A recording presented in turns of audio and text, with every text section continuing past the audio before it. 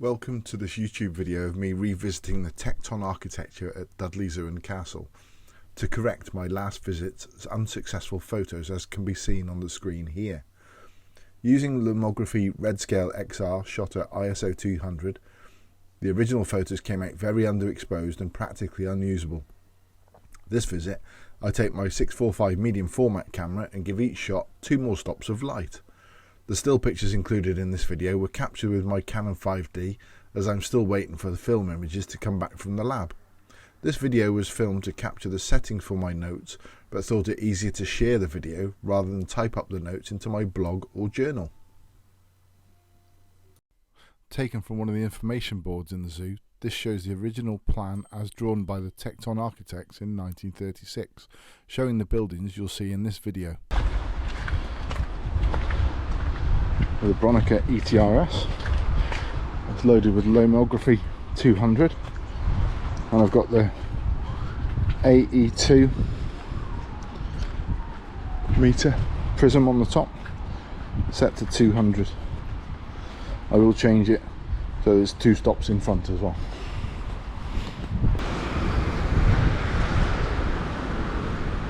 So on the meter, just check the ISO's on 200. Do a reading up here. This is at f8, 60th of a second. So if I set this to 60th of a second at f8, and then I'm going to increase it 2 stops. So I'm not going to change the f8. I want to leave that there. So I need to open it up for 2 stops of light. So that's 1 stop, 2 stops. So that's a 15th of a second. This is set to 200.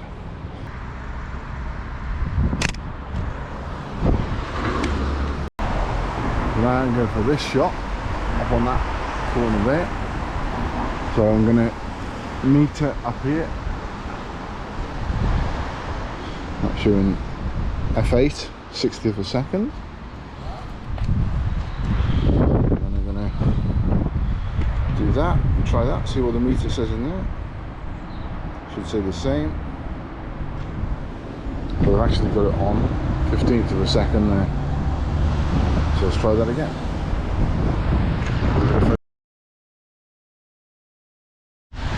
That's still this shot, and now I'm going to, just because I wanted to try it, I want to take it down. That's the 30th of a second. When the meter's telling me it should be 60th, I'm just going to try it again.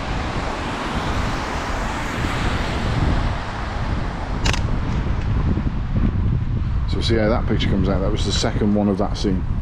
Well, I've just come to shoot one of the ends with that pattern on it, and as I turned the camera over on its side so I could get a portrait shot, I noticed that this is still set to automatic. So that means all the changes I made to the shutter speeds before on the previous 2 pictures are wrong. That would have been overwritten by that automatic.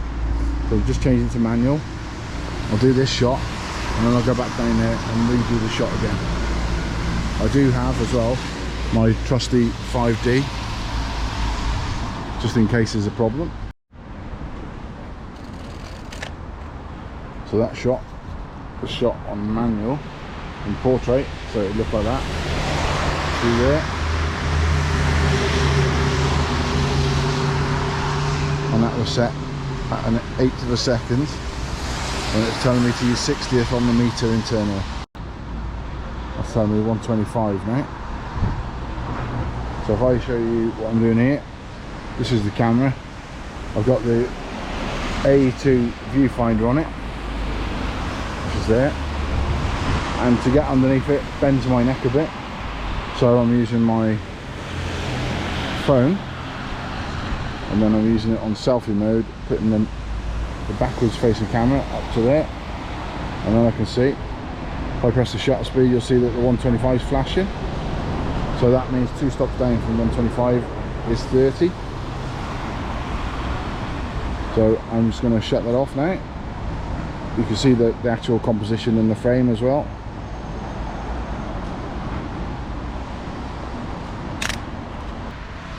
We'll go down and redo a couple of the ones bit further down. The ones that I messed up. And that's saying at F8 60th. So if I drop it down from 60 to 15, it's somewhere near. So that's on 15, F8, taking a shot off inside the viewfinder.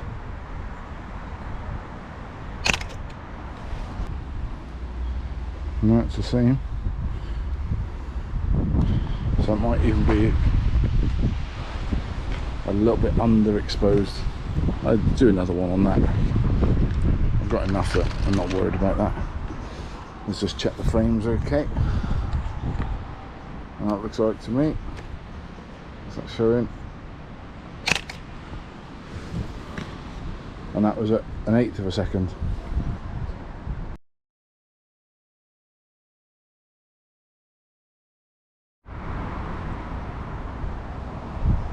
Okay, for this shot, this light meter said F8 for half a second.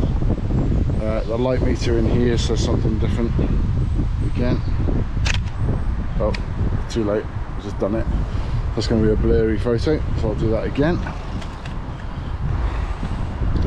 The light meter in here, if I press on this button here, says 1/8 of a second. This is an 1/8 of a second. So I'm going to change it to 1/8 to 1/2 of a second. And that's exactly what the light meter said to do it to. So again, I'm going to change it to a whole second. Try it again.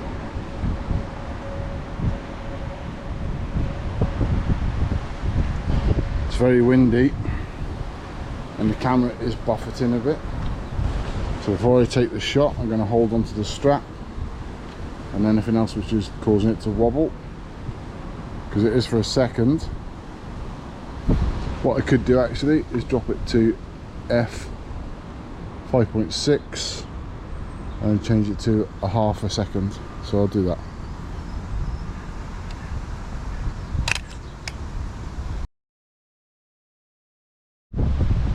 So now I'm up to a few shots in, 12 shots in. I'm looking at this one, which is a portrait one of the kiosk number 2 in front of the polar bear and tiger and lion ravines. The meter in for this one, can't remember what it said now, it said 15th of a second. So that's 15th, it's an 1/8, that's a 1/2 a second. So it's a 1/2 a second.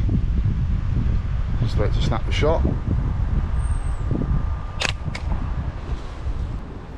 Having got that shot, I go and pretend like I'm making some photographs on my 645 Bronica, pretending to set up the shot, take my glasses off because I can't see through the viewfinder with them on.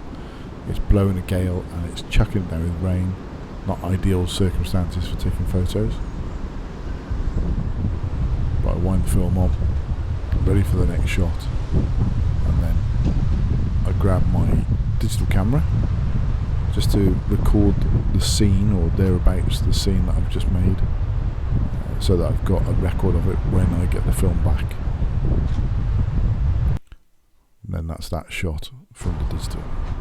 Then it's off for a wander down to the polar bear ravine where the lions and tigers were. Okay, so it's another roll of Lomo 50 to 200 Redscale XR, and load that back in there. It's clipped in. Remove the dark slide and wind it on.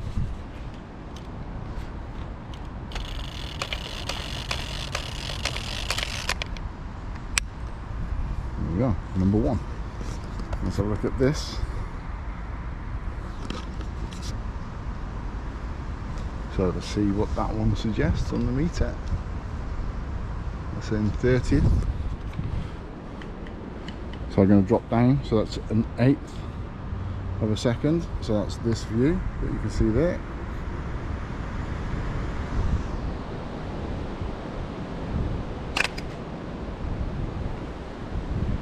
And that's that one.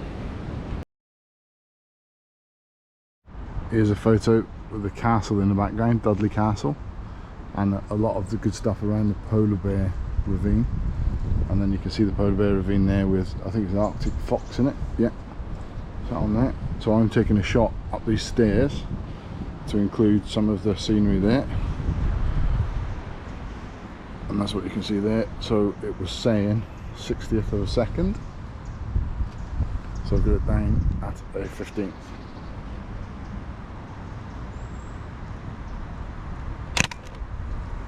And that is at f8 as well. And if we walk down here, it's covered in bark and leaves. But originally, the polar bear had a diving board, which is still there today, but it was altered, and you can see that there. So that's a shot there with the lights in the window. And the meter says 1/4 of a second. So I've changed it to a whole second. We'll do that now.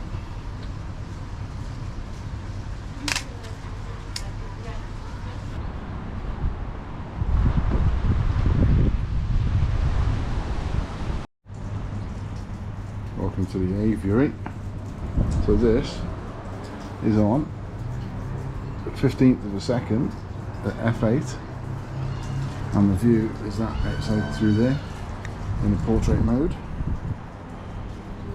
to catch some of the unused aviary without getting the Pepsi machine in it. So here we go.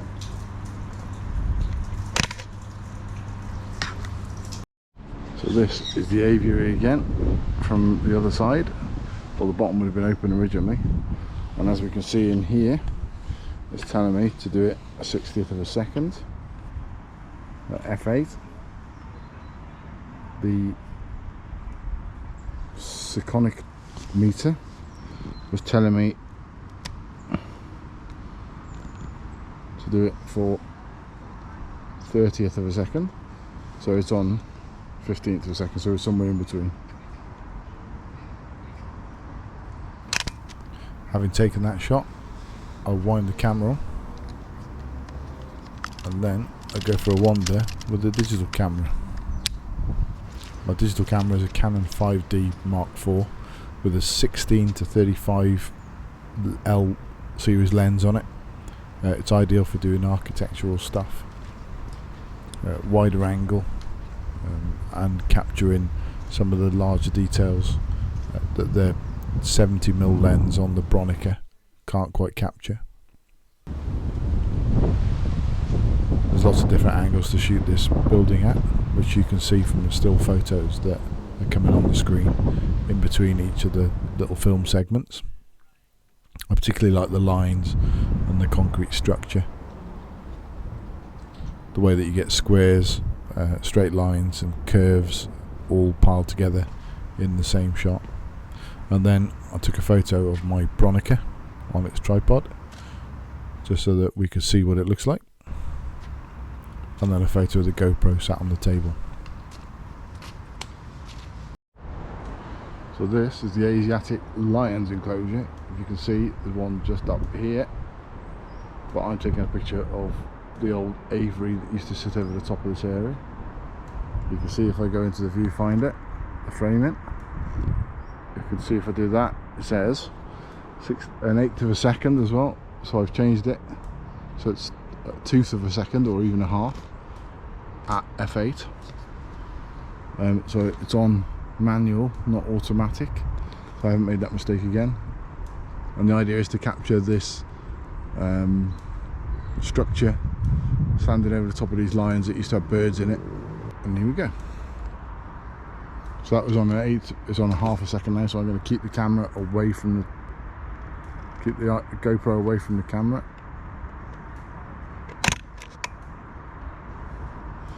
And that was half a second.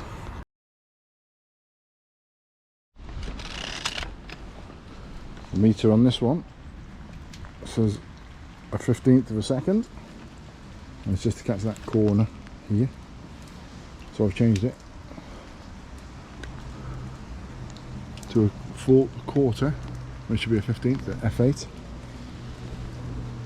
and I've taken the picture. So I'm just going to take this picture here, which shows this viewing platform, and that's set at 1 second, because the meter says quarter of a second.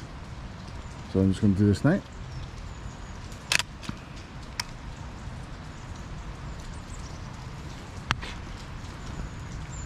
In fact, that's 6 shots in.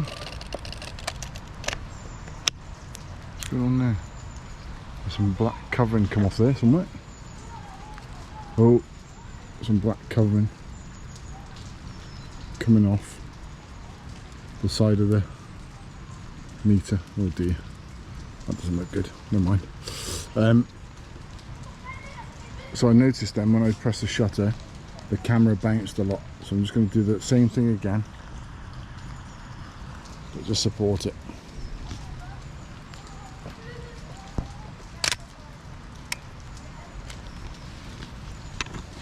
Let's see if that comes out without any motion blur on it. And then this is the next job down here, which is kiosk number 1. And it's a case of trying to get it without all the other stuff in the picture for me.